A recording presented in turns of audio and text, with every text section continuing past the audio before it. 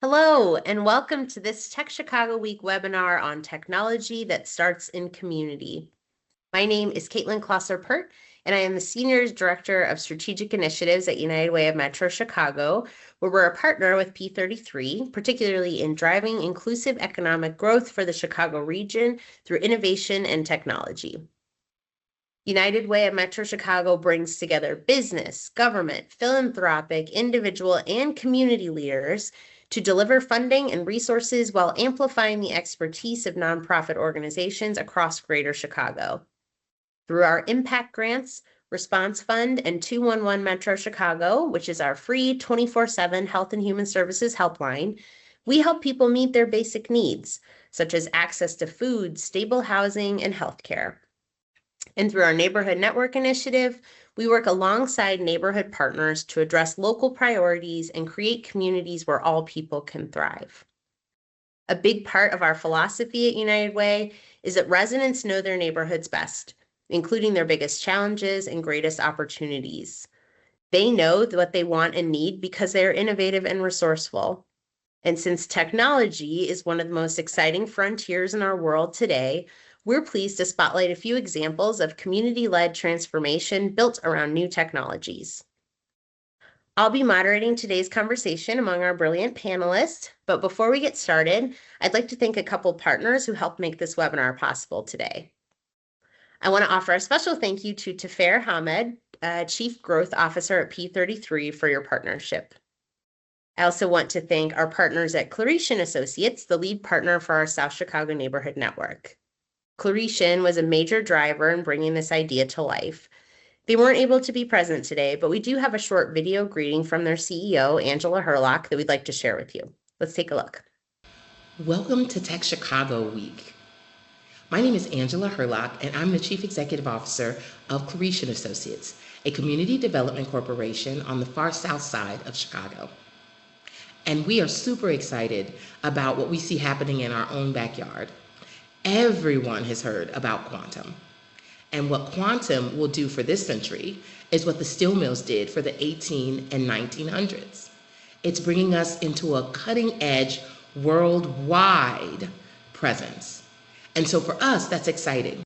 But what's even more exciting, and what you'll hear today, is to talk about how community is at the forefront of that. Technology starts with community. And so we're super excited to have this conversation. Stay tuned. And again, welcome to Tech Chicago Week. Thank you, Claretian Associates, P33, and all of you for joining us today. We'd actually love if you could introduce yourselves in the chat, maybe just your name and where you're joining from. Feel free to add that throughout the conversation. But without further ado, I'd like to introduce today's panelists. So first we have Shaunna Davis, who is the head of community outreach for the Illinois Quantum and Microelectronics Park, IQMP. Shaunna is a seasoned leader with over a decade of experience in both the public and private sectors. Next, we have Jarquetta Egeston, who is the managing director for Exchange Chicago, where she develops the strategic framework to scale and cultivate strategic partnerships.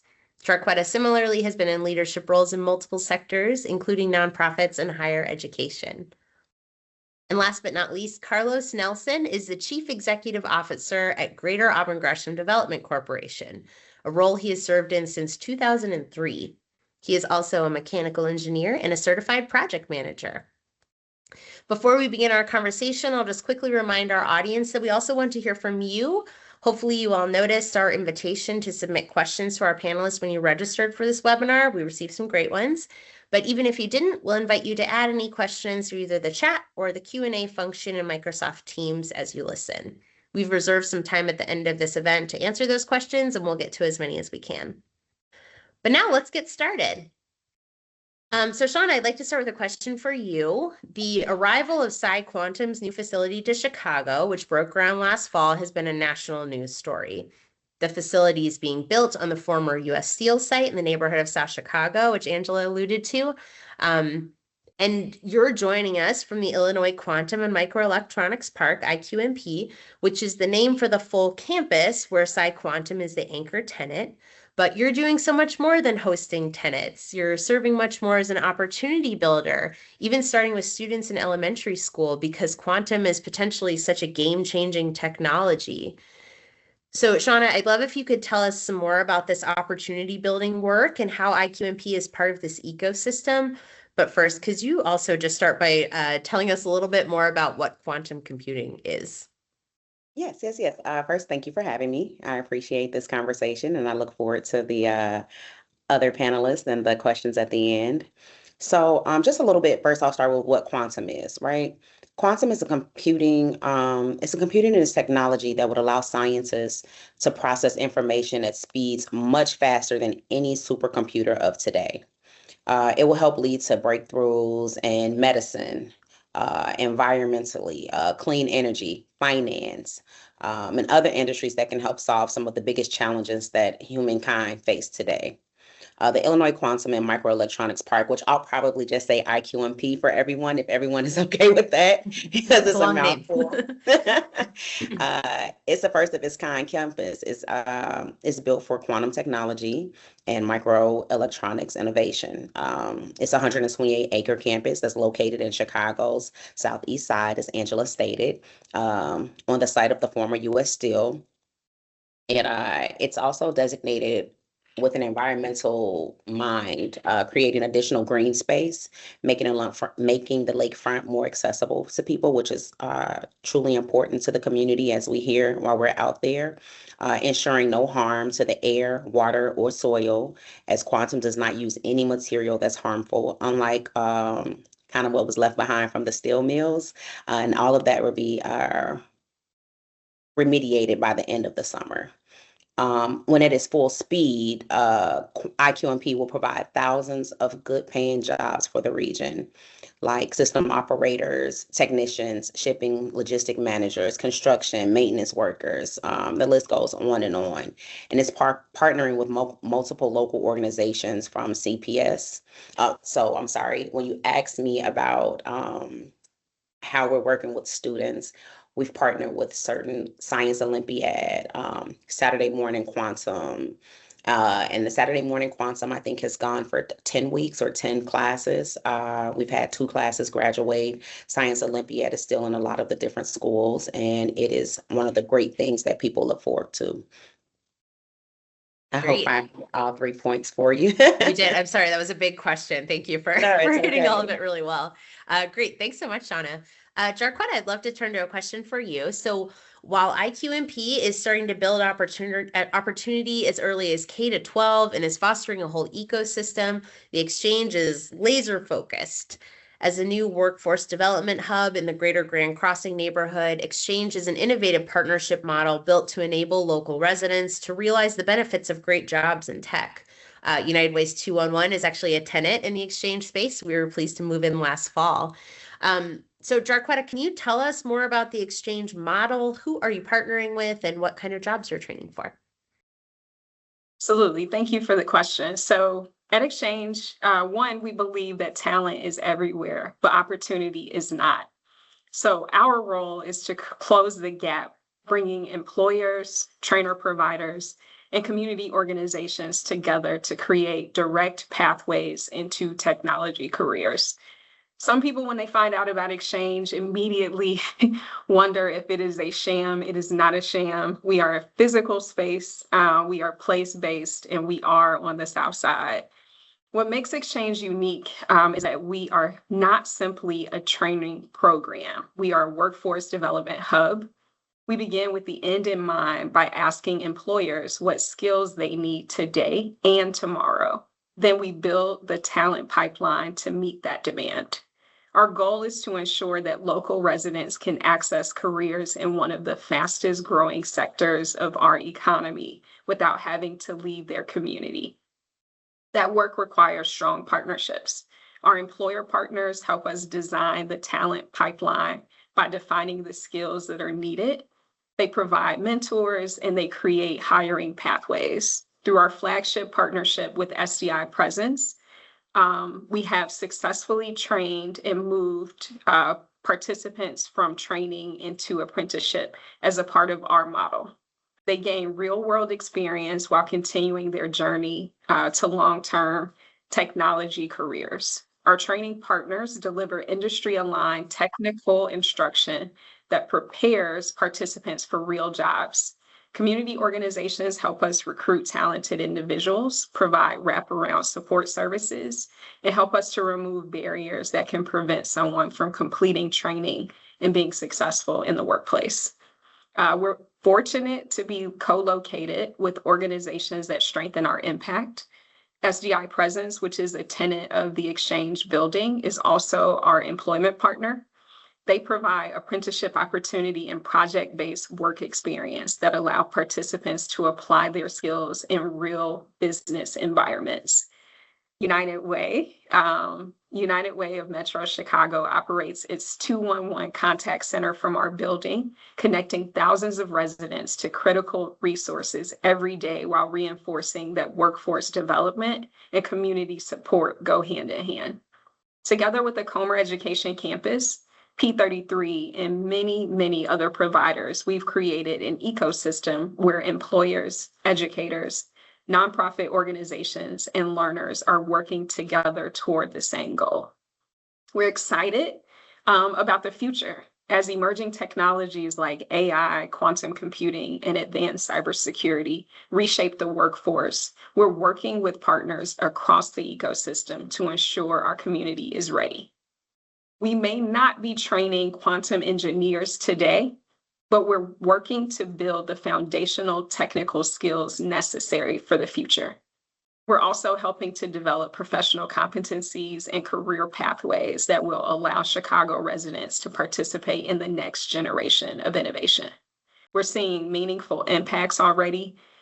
We've had 7 cohorts go through our program. We have 8, 9, and 10 currently in training, which for us is more than we would have ever expected 2 years ago when we started. So we've had more than 80 participants complete our training and earn industry recognized credentials, preparing them for careers in technology. Many workforce development programs will graduate a trainee and expect them to, do the heavy lifting and find job opportunities. But with us having an embedded employer partner, which is SDI Presence, successful trainees are coached into job opportunities that we actually source for them. So I'll end with this. Ultimately, our vision is to make sure Chicago's innovation economy reflects the talent that exists across every neighborhood. When employers, educators, community organizations, and civic leaders work together, we don't just fill jobs. We create pathways to economic mobility, strengthen our regional workforce, and ensure that the future of technology is built by and for all of Chicago. Awesome. I love hearing about the holistic way that you're approaching this work. Thank you so much. Thank you. Finally, Carlos, I'd love to turn to you. So you lead the Greater Auburn Gresham Development Corporation, again, the lead partner for United Way's Auburn Gresham Neighborhood Network. And your work focuses on empowering residents in really a wide variety of ways, including tech-driven community revitalization. I'd love if you could tell us more about some of these initiatives, and especially if you could highlight the Green Era Campus, which United Way is also an investor in, and its anaerobic digester. So I want to hear about all of this, but I may ask you to also start by just explaining what an anaerobic digester is, if anyone's not familiar. So can you tell us about the digester and also some of your other tech-related work?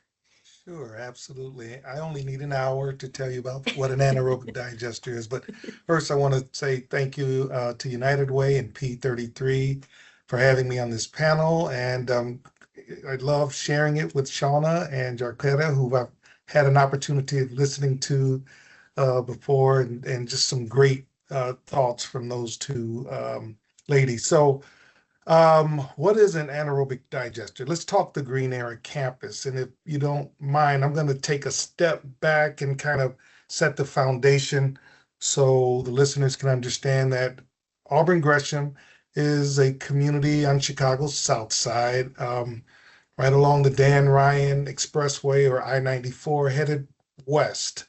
79th Street, 87th Street. And so it's one of those classic Chicago communities. So when you think classic Chicago communities, we're a bungalow belt community. We were rich with small businesses on our commercial corridors.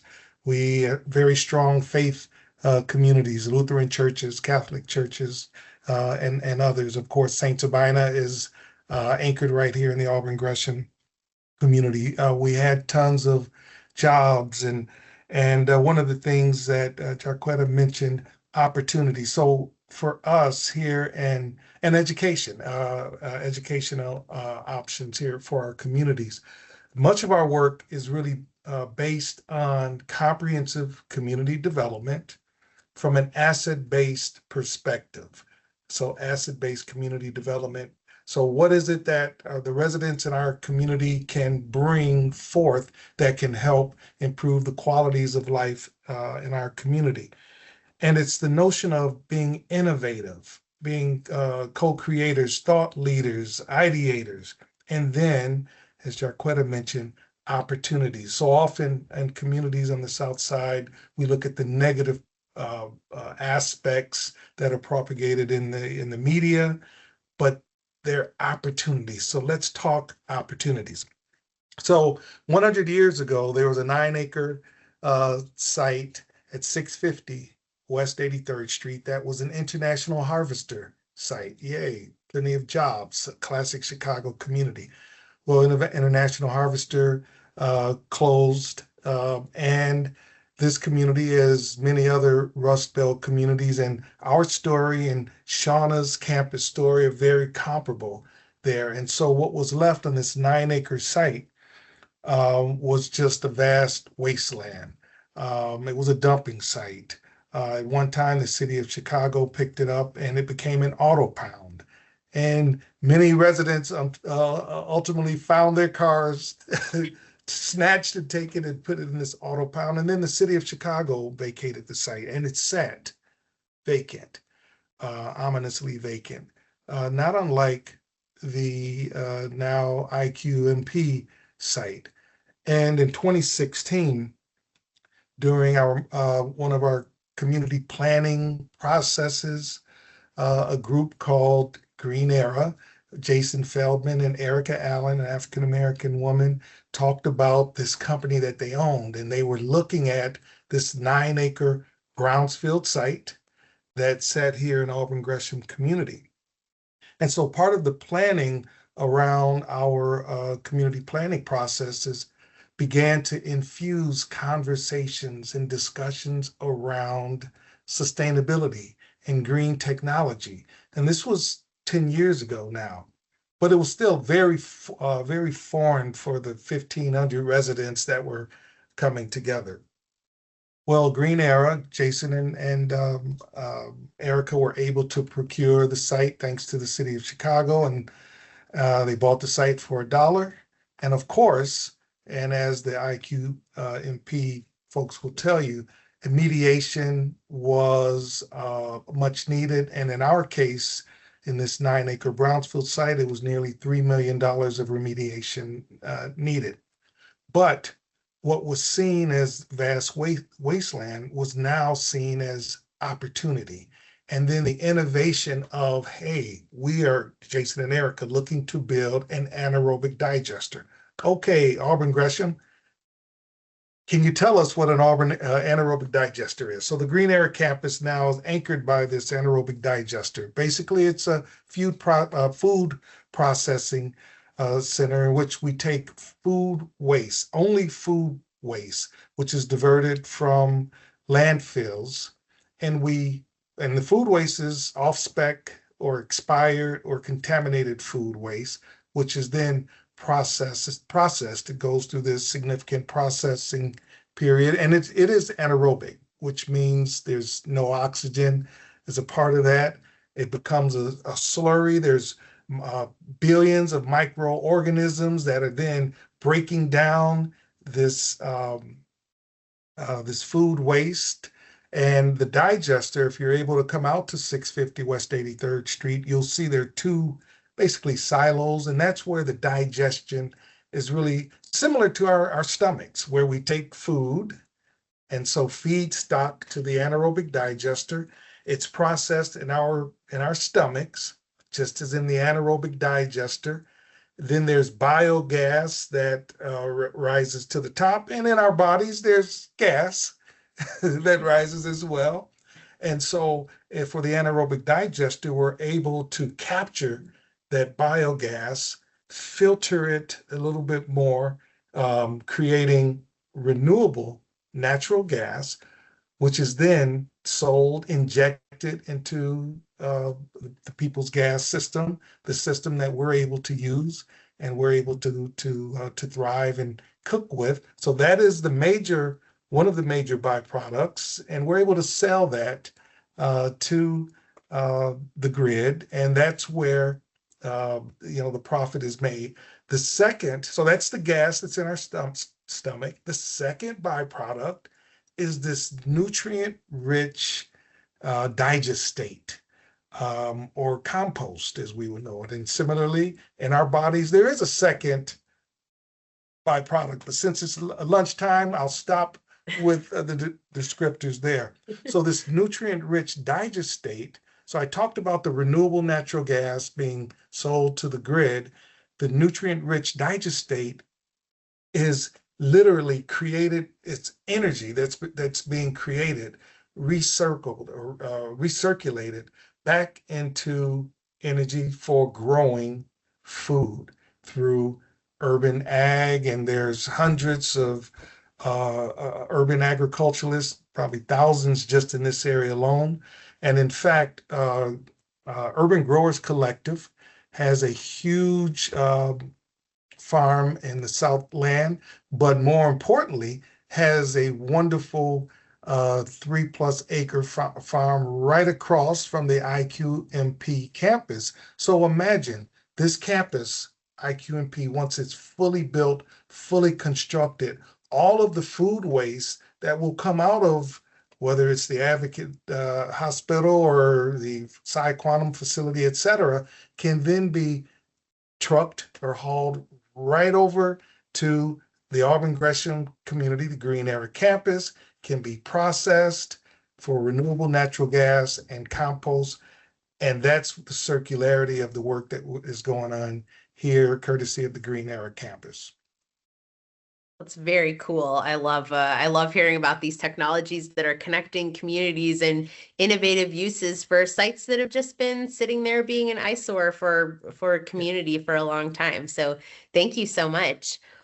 I'd love to turn to a question kind of for all our panelists here. So while you are all clearly demonstrating how communities can and are harnessing this technology wave, there is sometimes still some technology hesitancy, we'll say, in communities that can be the result of misconceptions. So I'm wondering if there's any misconceptions that you've heard that you think we can speak to and help clarify today. Yeah, I'll start. Please. From a quantum perspective, there's a lot of mystery around quantum, right? Because 9 out of 10 people don't understand quantum. And so with the not understanding, along with the misinformation that's out there, it leaves a lot of knowledge gaps, right? So one of the mysteries that I would love to say today is IQMP is not a data center. It's a research, innovation, manufacturing, and workforce development campus focused on advancing quantum computing and next generation microelectronics. So that's one of our biggest myths that's out there that thank you for asking that question. Yeah, thank you. We hear a lot about data centers, right? So we don't want to be confused with those misperceptions. Thank you. Right. Jarquetta or Carlos, any misconceptions you'd like to address today?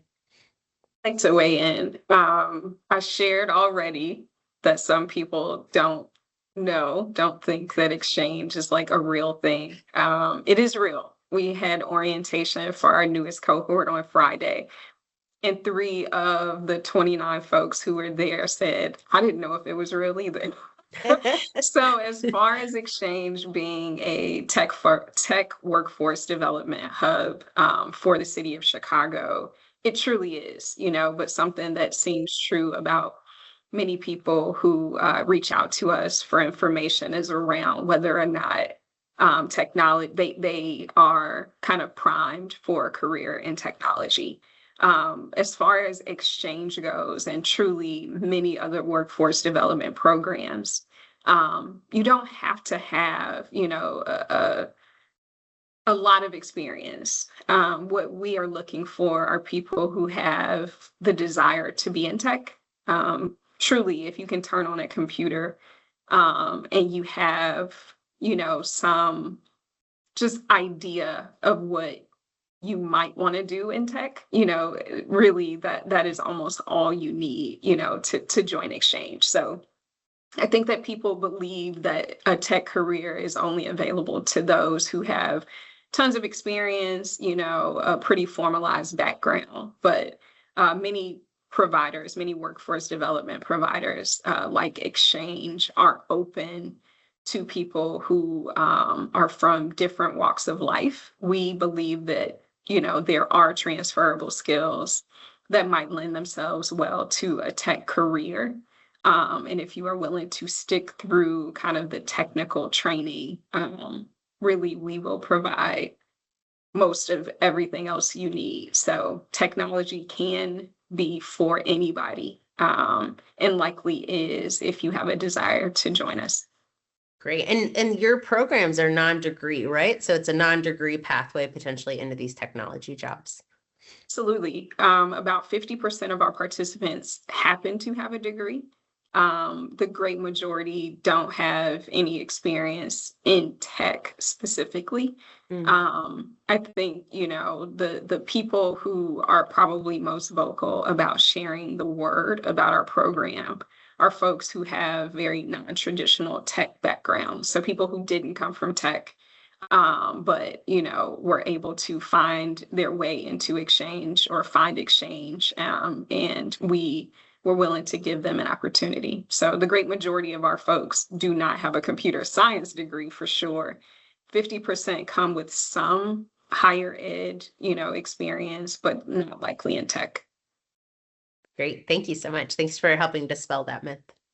And, what the Exchange has and Jarquetta leads is something that more of us, not just here on the South Side, but across Chicagoland should be familiar with. We need a massive PR campaign, because one of the major misconceptions is that AI is only for large companies or technology experts.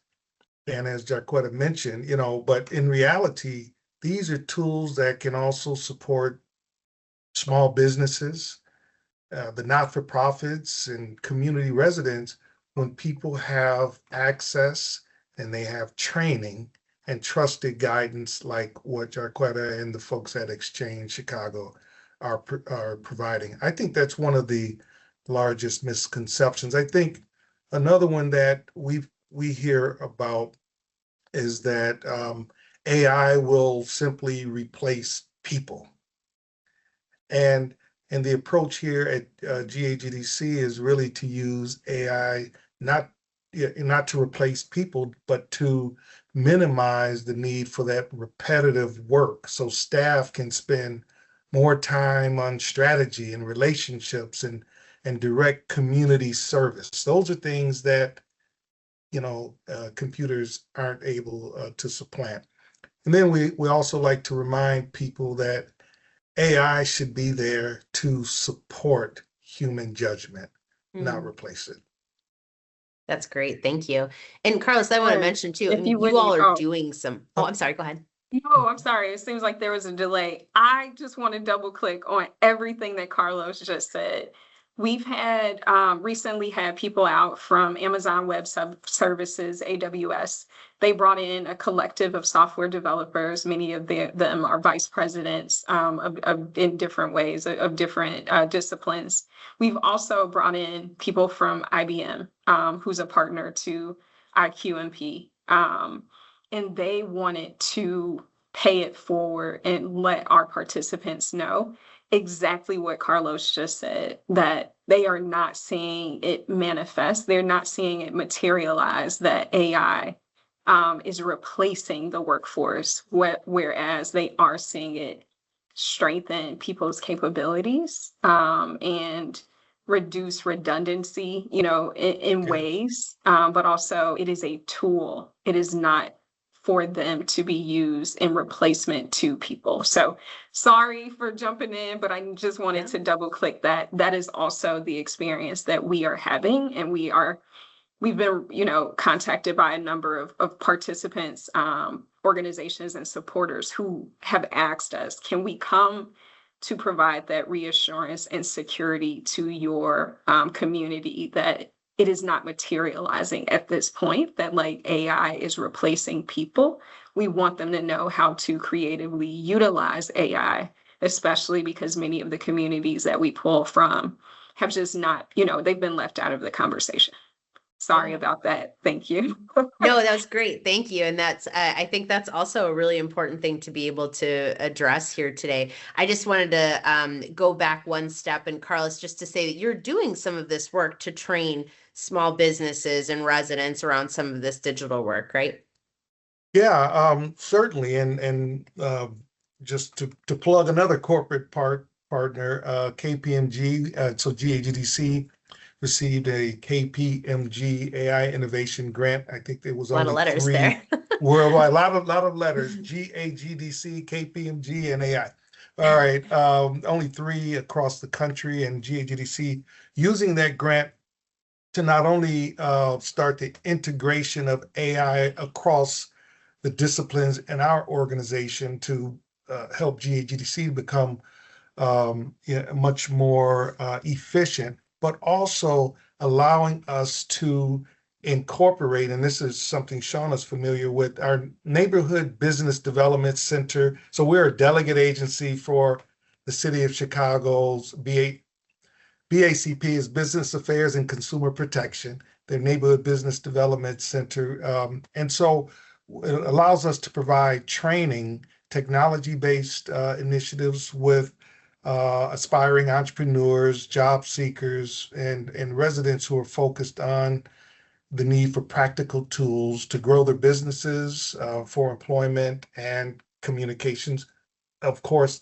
with an eye toward income generation. And because we consult with 400 to 500, 600 small businesses, entrepreneurs, or wannapreneurs, et cetera, it gives us an opportunity to start dispelling some of those myths and showing these small businesses how the use of technology can grow their businesses and the individuals as well. So we are deploying it. It does work. It's a smaller scale because we're a smaller organization. But I will say it's great to know that right here on the South Side, we've got the IQMP site. More Southsiders need to visit it. I don't know when if there are tours, et cetera, but we need to know that that's there. The exchange, we need to know that something that rich is right here on the South Side. And of course, we talked about the anaerobic digester right here, based here in the Auburn Gresham community. Shaunna's old boss used to always say, you can't be what you can't see. That was a round thing, but of course, huh? He did, yes. But he used to say it Shaunna all used the to work time. in the Rahm Emanuel administration and other work for the city, right? And you know what? And it's true. And so this visibility needs to be shown so that our kids, our families, and our schools, and those that are matriculating know that these opportunities for innovation are right here on the South Side. You don't have to leave the South Side. You can stay right here and grow. Yeah, that's great. Thank you. And thank you. I'm glad we were able to talk about a lot of different parts through that question. I wanted to ask one more, and then I'm going to turn to some of the pre-submitted audience Q&A. And I'll just remind our audience again, if you have any questions for our panelists in real time, feel free to drop them in the chat or the Q&A in the Microsoft Teams function. But we're here today talking about community. So could each of you tell us how your organizations are being really intentional about partnering with the communities you serve? And Shaunna, maybe would you be willing to begin? as the head of community outreach. Yeah, no problem. So we believe at IQMP that community shouldn't simply be informed about what's happening, right? It should help shape what's happening. So that's why we're very intentional about building relationships before programs, projects, or any investments. We spend a lot of time listening to residents, meeting with local organizations, faith leaders, schools, businesses, and elected officials to understand more about community. So when Carlos mentioned the farm that was near, I was really excited to hear about that because we spent 2 hours on that farm. Myself, Mo Green with PsyQuantum, and Yannette with Related, just trying to understand how we can be a partner once we're up and fully running. And so when you mentioned that, I got really excited because that is one of the things that we talked about. Our goal really is to ensure that the opportunities created through IQMP, whether workforce training, small business growth, educational partnership, or community investment, are connected to the people who already call this community home.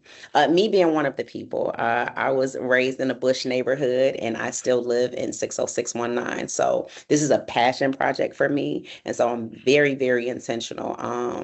We know that trust is built through consistent engagement, transparency, and showing up, which is why we focus on creating meaningful opportunities for residents to participate in conversations to help guide future efforts. A lot of that we partner with the Quality of Life Plan and Declaration.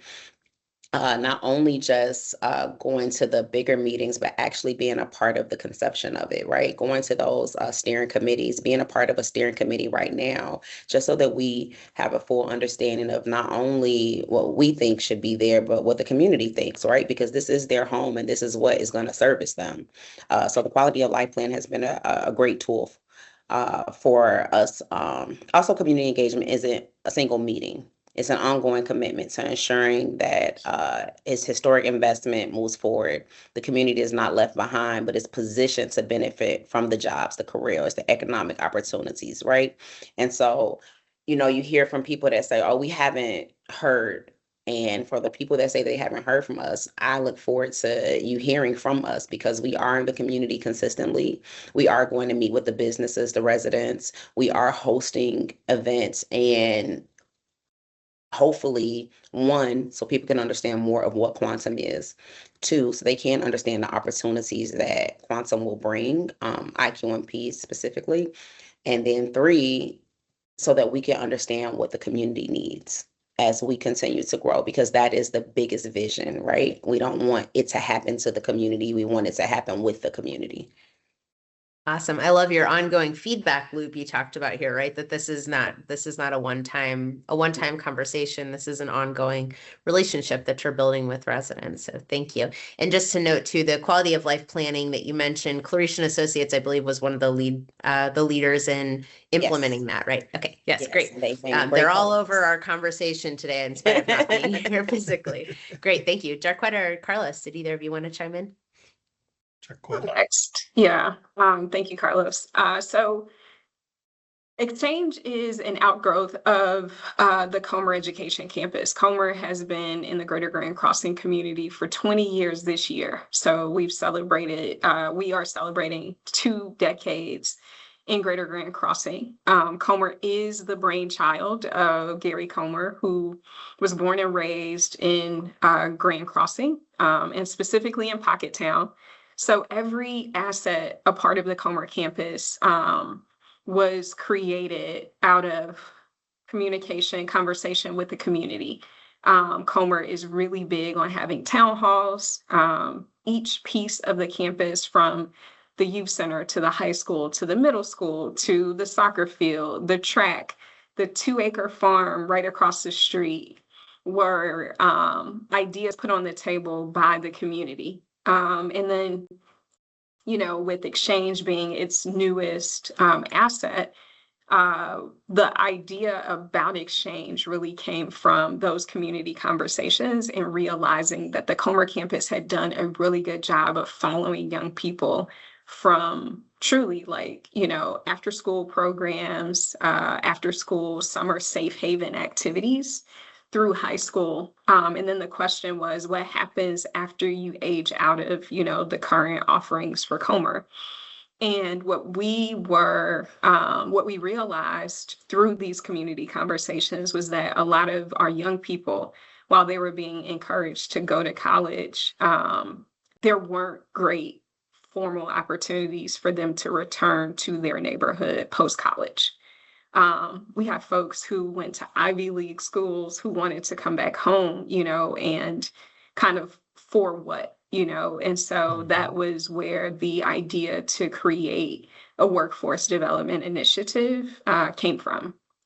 So all that is the Comer campus was spurred through conversation with the community. I will happily say that. Additionally, as a part of the charter for exchange, we guarantee that minimum 80% of our participants will come from Greater Grand Crossing and the surrounding 6 zip codes.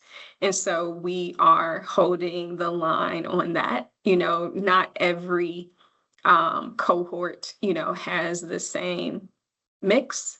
But for the 3 cohorts that we've had since we've completed since I started, we've had more than 90% of our participants come from Greater Grand Crossing and the 6 surrounding zip codes. So it is not just for us a talking point, it's something that is really important, but also I think key to the success that we have. We are place-based.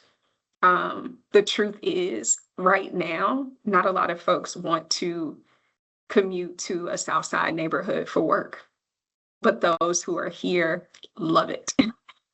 We learned that Greater Grand Crossing has one of the highest commute rates to work, if not the highest in the city of Chicago. So us being able to locate jobs in community reduces the barrier to engagement.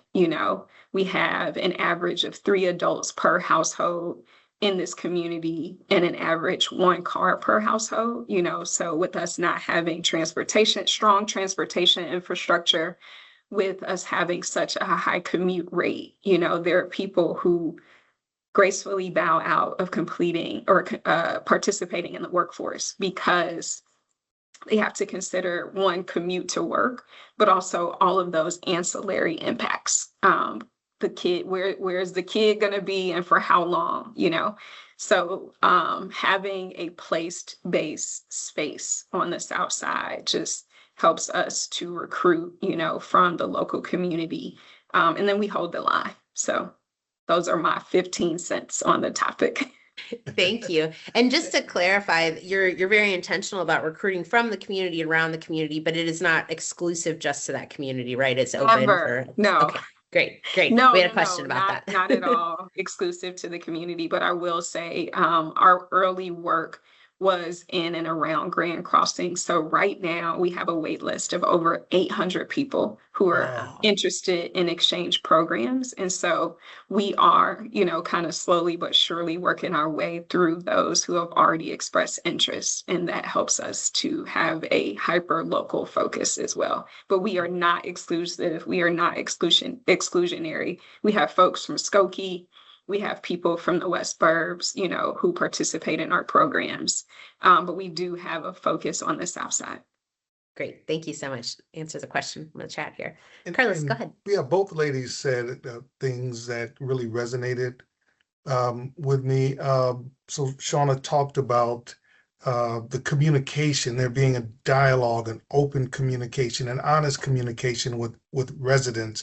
And that's where our work here at GAGDC has always, been steeped in. So we focus our work under 5 pillars: education and youth development. So we do have staff in 6 or 7 schools locally in the community, and working with the parents of those students, because so often our parents have been failed by the same CPS system that we're struggling with right now. And those are the parents that we are looking to work with on training opportunities in the fields of healthcare, health and wellness, and sustainability, and technology, et cetera. And so getting them on the path so that they can develop, have income generation and wealth generation. So education and youth development. Economic development is a large pillar of ours, and we already kind of talked about how we work with small businesses and aspiring entrepreneurs. Health and wellness is a burgeoning pillar. We've built a health center here in the Healthy Lifestyle Hub at 839 West 79th Street. Housing and senior services as well. We do a lot with our seniors, and then acquisition, and renovation of housing. All four of those pillars are based on the foundational pillar of community engagement, which ties into what Shaunna was saying. So each and every aspect of our work involves communication planning with residents before we move forward. And then this notion of being allowed to breathe with innovation, to see opportunities where many don't see them. And then the piece that I wanted to mention that Jarquetta mentioned that really lands for me is having folks that grew up in our communities that have opportunities to go away to college, to university, to become, degreed, masters, PhDs, or whatever, but having something to come back to Chicago to grow their business or grow themselves or, generate wealth or have employment opportunities. I think that's we've lost nearly 200,000 people here in Black Chicago over the last 20 years. We have to have something for our young folks, our millennials, to come back to Chicago with. Bring those degrees, bring the expertise. If you don't have it, we'll train it through the exchange. But now, we have opportunities like the Psi Quantum site, the IQMP site, where once, I don't know how many hundreds of thousands of folks worked at the U.S. Steel. Now thousands of people will be working at the IQMP site, the Green Era campus, be trained through the exchange. And so Chicago's South Side and the greater Chicagoland community will continue to grow through these opportunities. Great. Thank you. Thank all of you for all these amazing things. I want to try to kind of combine a couple of different questions here that we've heard. First there was a question about you have hundreds of people waiting to participate in exchange, Jarquetta. What can we do to create more workforce and job opportunities? And maybe along with that, what else can we do to help prepare our young people and residents for, if exchange isn't able to accept you, what else can be done to kind of grow this workforce and these job opportunities? I appreciate the question. Something that I want people to know definitively is that exchange is a demand-driven model. It is the way that we allow or afford, immediate job placement at the conclusion of the program. Many people, participate in training programs. And the conclusion for them, unfortunately, oftentimes is not a job. So we source the job opportunity first before we started training, because we want to make sure that people are employed at the conclusion of their experience with us. But the way that works for me is where the innovation comes in. We've learned that Chicago-based companies spend $16.5 billion on tech. 90+% of those dollars leave Illinois and leave the country. We are working to encourage CEOs, CIOs, procurement offices to spend their dollars locally. We are not asking companies to create new jobs. We are saying that your company already spends the money for the work, spend it here in Chicago. We want them to make local economic impact. And, hopefully within community, which is why we are place-based. If we can continue to secure projects and contracts for those dollars to be reshored to Chicago, we can train more than 2,500 new technologists every year at scale. So what you can do is, if you are ever in a room with a CEO, if you are connected to a company that has IT needs, which is the truth of every organization, introduce us, introduce exchange to the organization. When in my opinion, is SDI, our employer of record, won the contract from the city of Chicago to take over Chicago tech support in 2018. The city of Chicago was hiring or was working with a company in Philadelphia to do tech support. And so when city workers were calling for tech help, they were being connected with a company offshore or outside of the city of Chicago. SDI was able to win that contract and reshore that work here. So those are the types of things that we're doing. We're not trying to convince folks to spend more money or to increase headcount. We're asking them to spend their dollars locally. That's how we do it. That's how we get the jobs. That's how we move the wait list. Yeah, it's out there, right? It's just about shifting our perspective and our priorities. Yeah. Great. Thank you. We are cost competitive. We make sure of it, so it's not that you will reshore and have to increase what you're spending. We are cost competitive. Awesome. Thank you. I love the model you've built that can be flexible to both of these scenarios or future state. And actually, I want to kind of we probably just have time for kind of one more question here, but we've gotten a lot of questions about kind of a future, I see this term, future industry 4.0 workforce infrastructure. So kind of thinking forward 10 years into the future, what is a vision of where we get to in 10 years? And I guess how do we, as technologies are all converging, how do educators and workforce organizations redesign learning experience to give students interdisciplinary skills? How can we do that through training programs and other community resource hubs like the ones you're representing to get us to a future industry 4.0? Any thoughts from anyone? For Kwanzaa, one of the most exciting things about innovation is that it doesn't just create opportunities for large companies.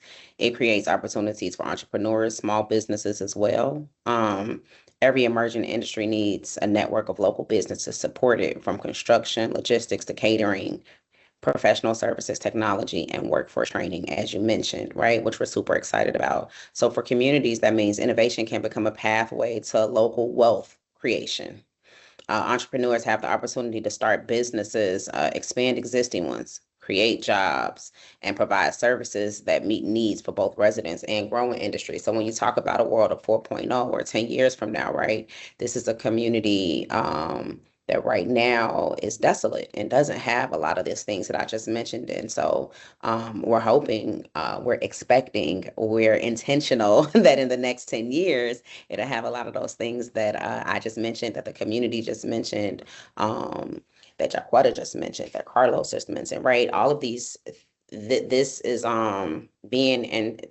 to be intentional and have just even forums like this where you bring us together that are doing work in different arenas, but for the same goal. That is what 10 years from looks like. And that is what a 4.0 looks like. Not in a scary way, though, in a great way where you can walk and go to a grocery store.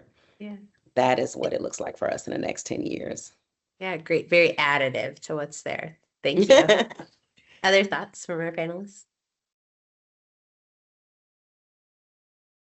I feel like the work that we're doing is we are committed to getting people to the table and making sure that they are engaging. One of the truths about, technology infrastructure in Chicago is that, many of the communities that we pull from have been left out. I went to a presentation at the University of Chicago where there was a group of young people doing research on the neighborhoods with, weak infrastructure, tech infrastructure. And so if you have weak infrastructure, there is a snowball effect. The likelihood of you engaging is little to none, at best. We are working to get people into the conversation, like really bring them up to 2015 at this point.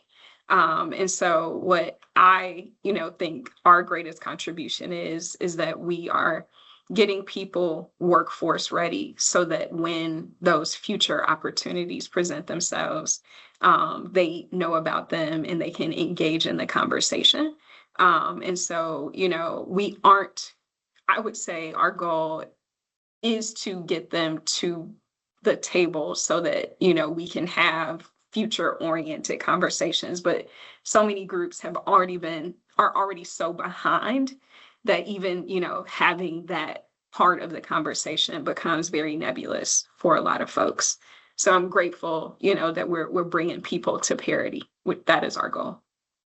Great, thank you. And Jarquetta actually said everything that I would add, really a focus on the workforce development opportunities. And just to be specific, one of the areas that we're going to start focusing a lot more attention on is the area of the high growth, clean mobility economy. So this whole conversation is about, though technology, it's really about sustainability. It's about the green economy. And so we are going to start looking more at the electrification of our communities and being able to train local men and women in our communities on the conversion from gas to electric for vehicles, whether it's school buses or automobiles or shuttles, et cetera, and centering the residents, the workers, and the small businesses most burdened by this transportation pollution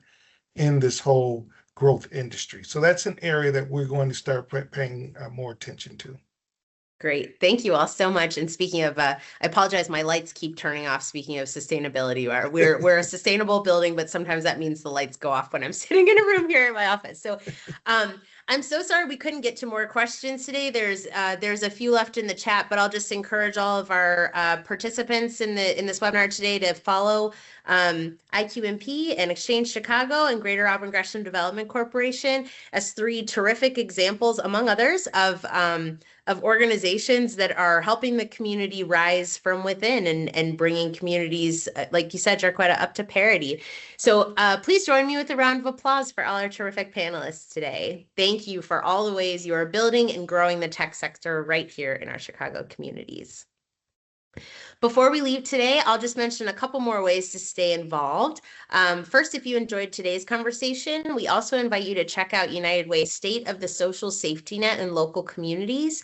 This is our ongoing webinar series addressing policy shifts, current events, and other timely topics related to how we strengthen our region's safety net. We also have a few opportunities for board development. Our Board Leadership Institute is a training program to equip professionals for service on nonprofit boards of directors and match them to local nonprofits. And I'll tell you, if you're a technology professional listening today, nonprofit boards know how valuable your skill set is and would love your perspective on their board. So we are currently accepting applications for our fall cohort, and that deadline is August 31st. And then if you or someone you know is a younger professional, our Associate Board Basics is a one-day seminar and board fair to prepare you to serve on a nonprofit's associate or junior board. That will take place next month on August 13th. And finally, on an ongoing basis, we also offer a more kind of DIY style board training and matching as a regional partner for Board Build, which is a national platform offering self-paced online training courses on board leadership, as well as a job board style board matching portal. You can learn more about all of these initiatives and more that we're up to at United Way by visiting our website, www.uwchicago.org. And you can also email us at the email address on your screen. And this concludes today's webinar. Thank you again to our panelists, Shaunna, Jarquetta, and Carlos. And thank you so much to all of you for joining us to explore and celebrate technology that starts in community. We hope you enjoy the rest of your Tech Chicago week.